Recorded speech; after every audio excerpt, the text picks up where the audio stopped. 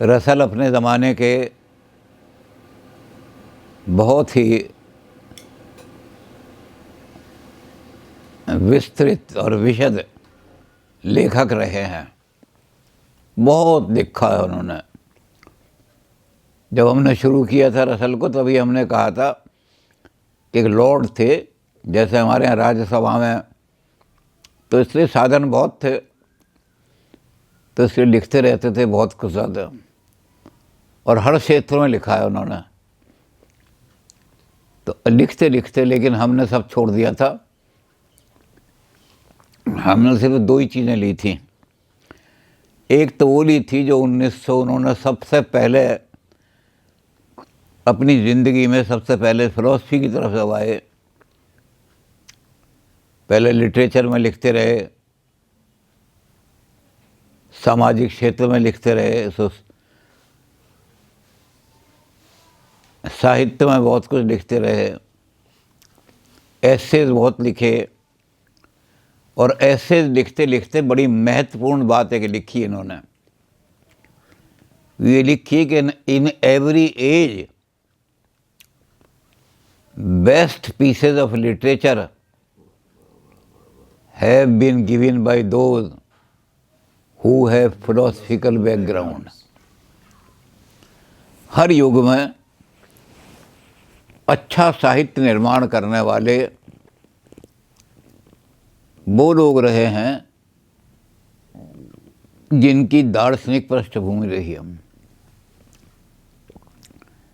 तो हम सबसे पहली चीज़ को तो ले कर चुके हम, knowledge by acquaintance and knowledge by description. अब हम सबसे अंतिम जो इनकी चीज़ है, बहुत सारी चीज़ें बीच की हमने छोड़ दी हैं, अंतिम इनकी जो चीज़, इन पर सबका असर भी रहा है।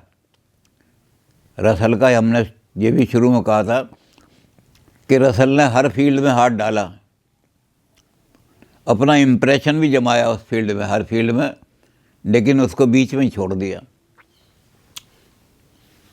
अब लिंग्विस्टिक फिलॉसफी जो है, लिंग्विस्टिक एनालिसिस वाली फिलॉसफी, उसमें भी अपना रसल ने हाथ डाला। लैंग्वेज में क्या क्या गड़बड़ है वो देख लिया हमने। ख़ास तौर से रसल ने जो इज़ और एंड शब्द हैं, इन पे बड़ी बहुत कुछ लिखा है।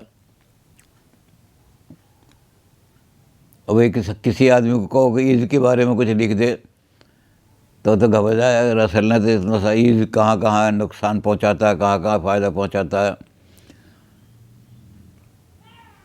तो लैंग्वेज फिलॉसफी में भी रसल अपने अपना हाथ डाला, एनालिसिस चल रही थी। विटगेंस्टीन का भी रसल पर बहुत प्रभाव रहा है, लेकिन उसको भी इन्होंने बीच में छोड़ दिया, थ्योरी ऑफ मीनिंग को। अपना जो अंतिम इन्होंने जो प्रयास किया था उस पर हम विचार कर रहे थे, वो है लॉजिकल एटोमिज्म। एटम जो है वो चीज़ है जिसको काटा ना जा सके, जिसको आगे फर्दर डिवाइड न किया जा सके। टॉम का मतलब होता है काटना, अंग्रेजी में ऐसे आता है डायकोटोमी, माने दो हिस्से करना उसका। तो रसल खोज रहे हैं एटम, जैसे फिजिक्स वालों ने एटम की खोज की,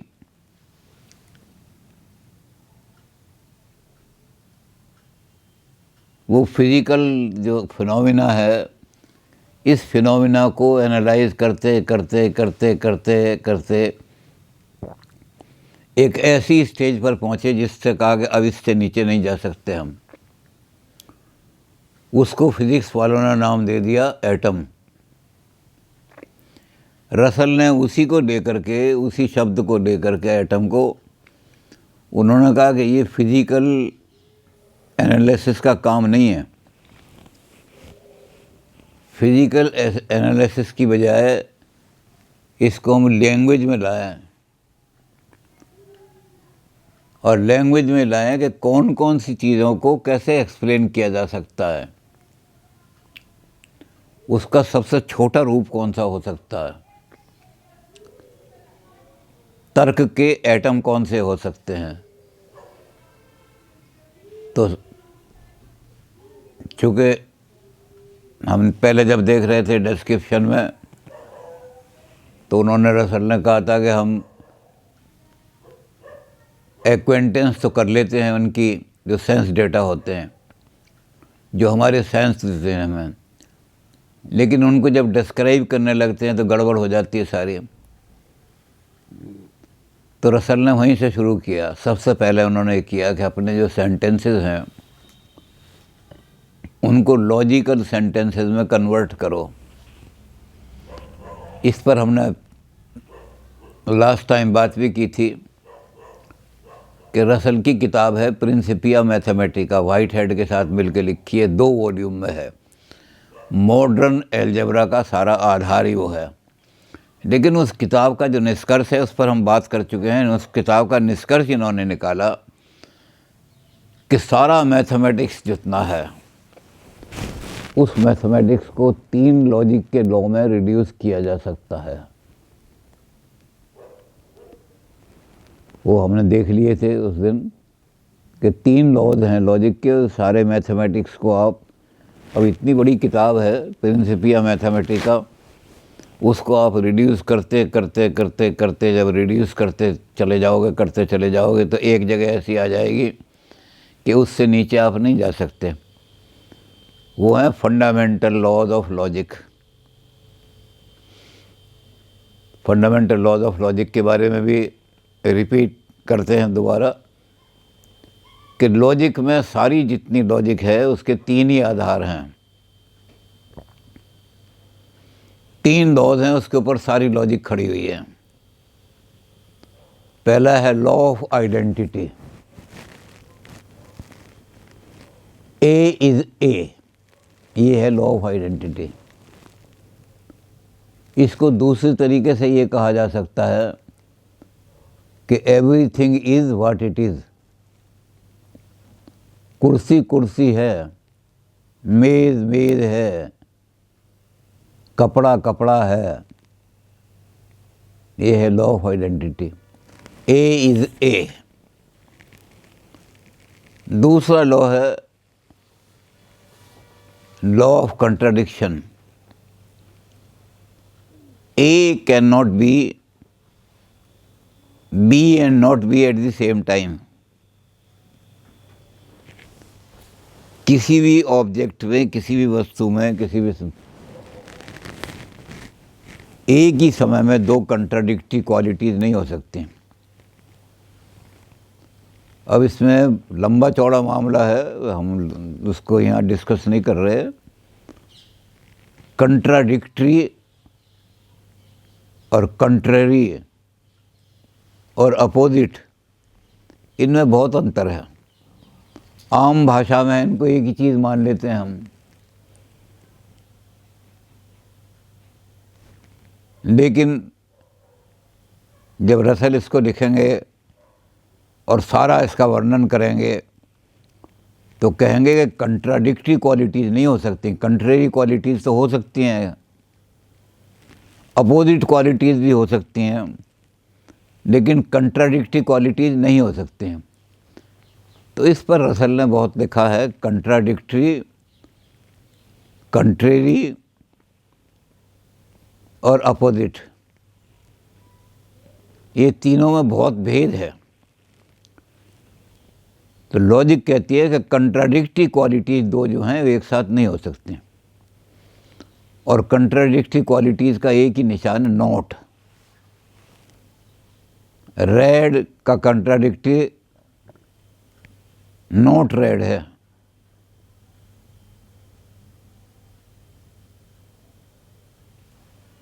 ग्रीन ये नहीं जी, एक चीज़ लाल और ग्रीन एक साथ नहीं हो सकती।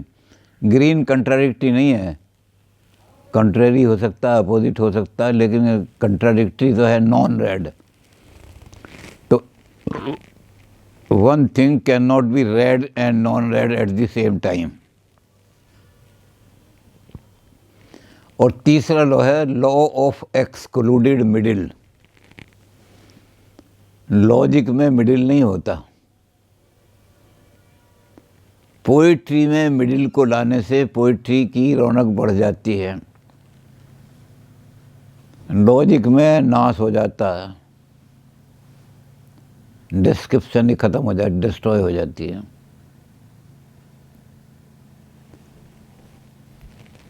ऐसी बहुत सारी चीज़ें मिलेंगी आपको।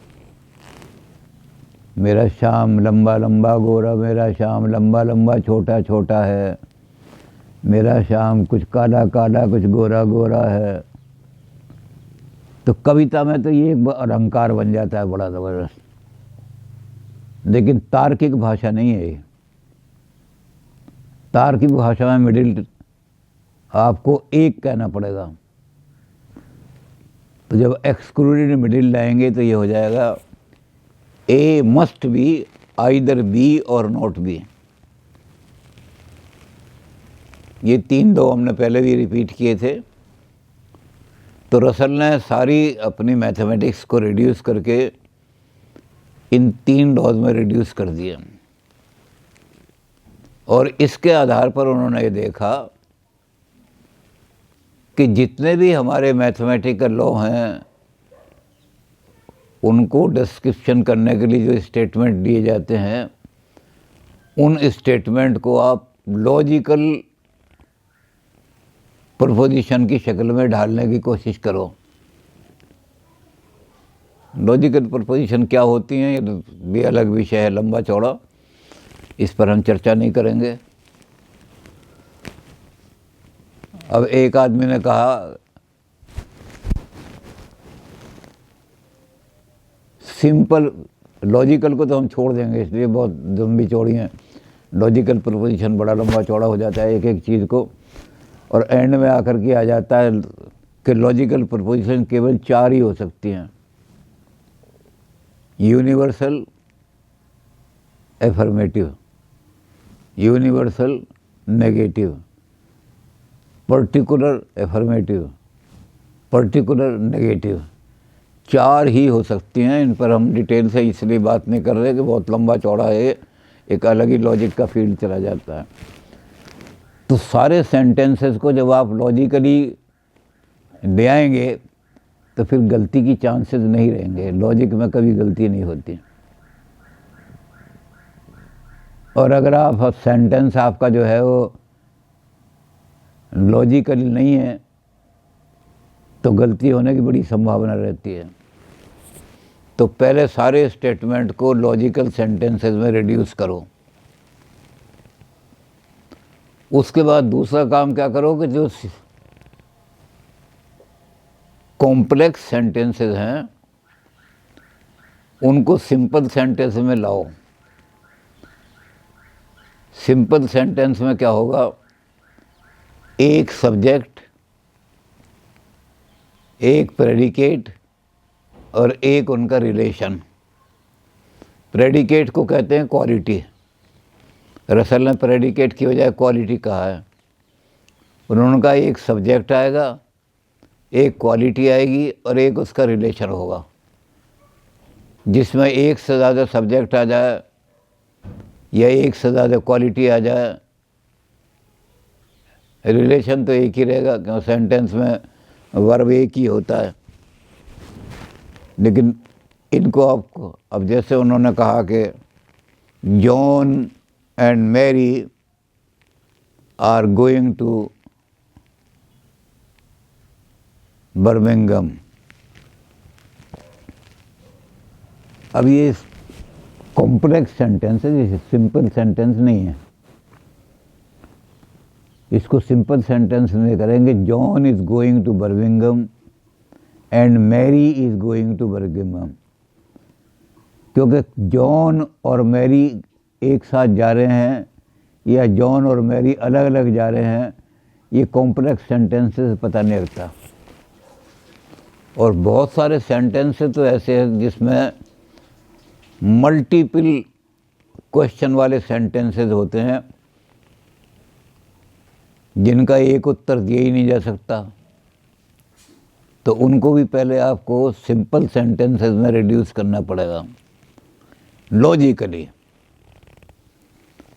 लॉजिकली सिंपल में लाने के लिए एक आदमी ने क्या काम किया, हैव यू स्टॉप्ड स्मोकिंग। अब ये एक सेंटेंस नहीं है, ये डबल है। डिड यू स्मोक, क्या तुमने सिगरेट पीना छोड़ दिया है। ये सिंपल सेंटेंस नहीं है, सरल वाक्य नहीं है। इसको सरल वाक्य बनाने के लिए आपको देखना पड़ेगा कि ये दो वाक्यों का मिश्रण है। क्या तुम पहले सिगरेट पीते थे और क्या तुमने अब सिगरेट पीना छोड़ दिया है। ये दोनों सेंटेंस मिलके बनेगा, क्या तुमने सिगरेट पीना छोड़ दिया है। तो इस तरह के बहुत सारे सेंटेंसेस, कॉम्प्लेक्स सेंटेंसेस होते हैं। उन कॉम्प्लेक्स सेंटेंसेस को आप जब लॉजिकल सेंटेंस में कन्वर्ट करेंगे तो दो चीज़ें आपके पास आ जाएंगे। एक तो आ जाएगी क्लैरिटी। जब आपके सेंटेंसेस लॉजिकल सेंटेंसेस बनेंगे तो उनके अंदर क्लैरिटी आ जाएगी, स्पष्टता। उनमें फिर अस्पष्टता नहीं रहेगी, स्पष्टता आ जाएगी। और दूसरा चीज़ क्या होगा, उसमें निश्चितता आ जाएगी। इसके लिए हम पहले जिक्र कर चुके हैं डिस्क्रिप्शन में, उसको दोबारा रिपीट करने की ज़रूरत नहीं। एंड पे ही कर चुके हैं, एंड और पर। बनाना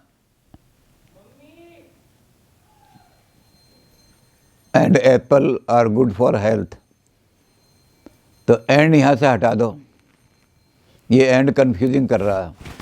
इसकी जगह क्या करो, डॉट लगा दो। बनाना डॉट एप्पल, इसका मतलब हो जाएगा बनाना और एप्पल मिल करके हेल्थ के लिए फ़ायदेमंद है। और अगर आप कहो कि नहीं, हमारा मतलब ये नहीं था, हमारा था बनाना भी हेल्थ के लिए फ़ायदेमंद है और एप्पल भी हेल्थ के लिए फ़ायदेमंद है, तो हम फिर एंड नहीं लगा सकते। इसमें एंड लगाने से कन्फ्यूज़न हो रहा है। इसके लिए हम लगाएंगे और, वेज का सिंबल,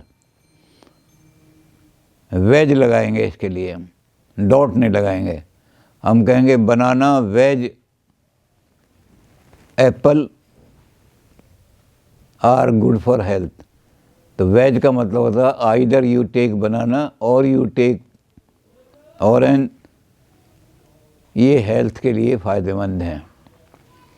तो इस तरह के सेंटेंसेस असल ने पहले रिड्यूस करके इनको, और उनको रिड्यूस करने के बाद सिंपल सेंटेंसेस में कन्वर्ट किया।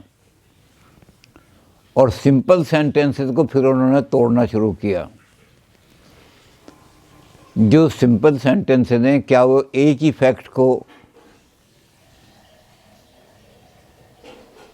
रिप्रेजेंट कर रहे हैं या एक से ज़्यादा फैक्ट को। तो इसलिए हमें एटॉमिक प्रोपोजिशन तक पहुंचने के लिए पहले फैक्ट को जानना ज़रूरी होगा। फैक्ट क्या होती हैं। रसल कहते हैं कि आप सामान्य भाषा में ये कहते हैं कि आपके सामने मेज़ रखी है, आप कहेंगे table is a fact. Table मेरे सामने रखी है, एक फैक्ट है। सूरज मेरे सामने फैक्ट है। वो कहता है ये फैक्ट नहीं है। ऑब्जेक्ट जो होते हैं, वस्तुएं जो होती हैं, वो फैक्ट नहीं होती हैं, वो वस्तु होती हैं। ये वस्तुएं हैं, ये ऑब्जेक्ट हैं, फैक्ट नहीं है। फैक्ट क्या है? और उनका फैक्ट तो वो होते हैं जो स्टेटमेंट होते हैं, जिनके अंदर ट्रू या फॉल्स होने की शक्ति हो, ऐसे स्टेटमेंट फैक्चुअल स्टेटमेंट कहलाते हैं। और वही फैक्ट होते हैं। तो फैक्ट क्या है? टेबल एक फैक्ट नहीं है। टेबल चौकोर है, ये फैक्ट है। सूरज 7 बजे निकलता है, ये फैक्ट है। सूरज फैक्ट नहीं है। सूरज के बारे में ये स्टेटमेंट है, ये फैक्ट है। तो ऑर्डिनरी भाषा में जिनको हम फैक्ट कहते हैं, वो फैक्ट नहीं होती हैं। फैक्ट वो होते हैं जो स्टेटमेंट होते हैं। और स्टेटमेंट का गुण ये होता है कि स्टेटमेंट वो होगा जिसमें स्पष्टता हो, जिसमें एक ऑब्जेक्ट हो, एक क्वालिटी हो, एक वर्ब हो, और वो स्टेटमेंट उस ऑब्जेक्ट के बारे में दिया जा रहा हो, उसकी क्वालिटी को बयान करते हुए। तो रसल ने इस तरह धीरे धीरे एक एक चीज़ को खोजना शुरू किया, और खोजते खोजते उन्होंने रिड्यूस किया कि कौन सी चीज़ें। उन्होंने कहा कि जो सेंस डेटा हैं, हम सेंस डेटा तक पहुंचते हैं जैसे, तो इन सेंस डेटा के बारे में हमें स्टेटमेंट देना पड़ता है। ये हमारी सबसे छोटी एटॉमिक इकाई बन जाती है उस फैक्ट की।